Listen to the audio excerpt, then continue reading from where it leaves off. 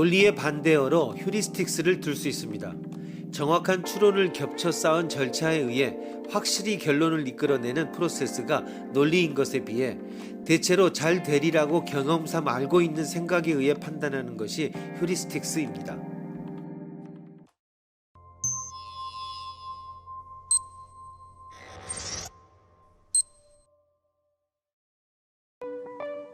A씨에 관해 서술한 다음 보기 중에서 올바를 확률이 높은 것부터 차례대로 나열해 보시오.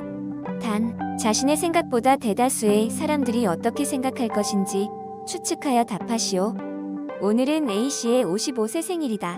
그는 매일 다양한 건강식품을 먹고 꾸준히 운동을 계속해온 덕분에 신장 196cm, 체중 120kg의 건장한 체격을 35년간 유지하고 있다.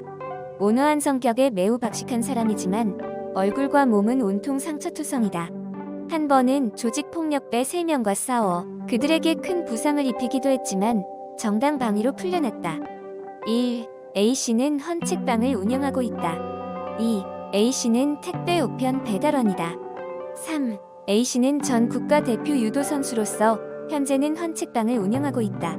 4. A씨는 전직 프로 골퍼로서 현재는 우유 배달원으로 일하고 있다.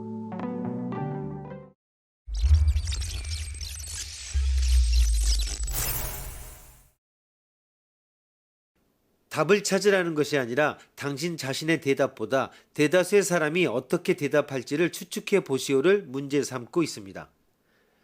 물론 당신이 자신을 전형적인 인간이라고 생각하고 있다면 당신 자신의 대답이 그대로 문제의 대답으로 사용될 수 있을 것이지만 타인의 관점에 주목해 보자는 의미입니다.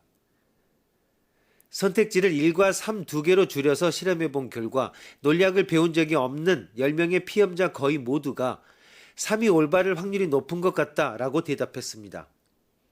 단지 어쩐지 함정이 있을 것 같다는 이유로 2를 선택한 사람이 1명 있었을 뿐입니다.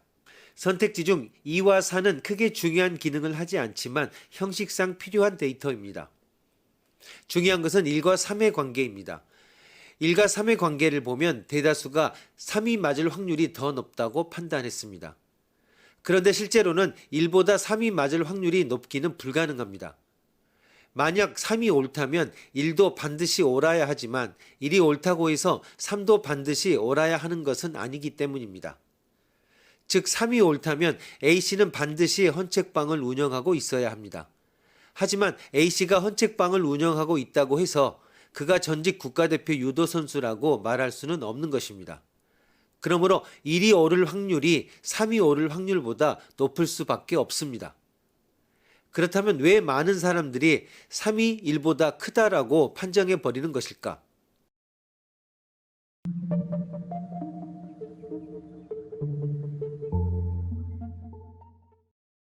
주어진 조건에 들어맞는 대답을 추측하는 경우 인간은 하나하나 숙고하기 전에 조건에 유사한 것이 정답이라고 하는 휴리스틱스에 자동적으로 의지하기 쉽습니다. 거구라든가 상처투성이라든가 사인을 해달라는 사람들이 있다든가 하는 조건이 프로레슬러의 이미지를 대표하고 있기 때문에 유사한 쪽을 정답으로 한다라고 하는 경험상 맞았던 사고법에 재빠르게 따릅니다. 이것이 대표성 휴리스틱스라고 불리는 현상입니다.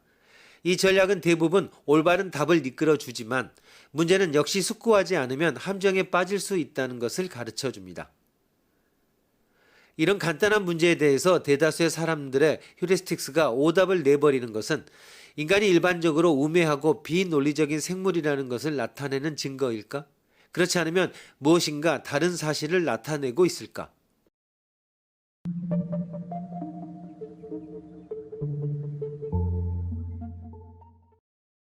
3이 1보다 크다로 판정하고 처음 대답의 설명을 들어도 좀처럼 납득되지 않는 것 같다면 그 사람은 분명히 우매하거나 비논리적일 것입니다. 그러나 거의 모든 사람은 답을 읽으면 아, 과연 그건 그렇네 라고 납득할 것임에 틀림이 없습니다. 즉 교훈은 인간이 어리석다라고 말하는 것이 아니고 오히려 인간은 부주의한 생물이라고 하는 것입니다. 인간은 일반적으로 올바른 확률이 높은 것을 선택하자라는 경향과 함께 정보 가치가 더 높은 것을 선택하자라는 경향도 가지고 있습니다. 그러나 정보 가치도 그것이 옳을 때 비로소 생기는 것입니다. 올바른 판단을 위해서는 주어진 정보를 신중하게 분석하여 사실이 가능성이 더 큰 것이 어떤 것인지 냉정하게 살펴야 합니다.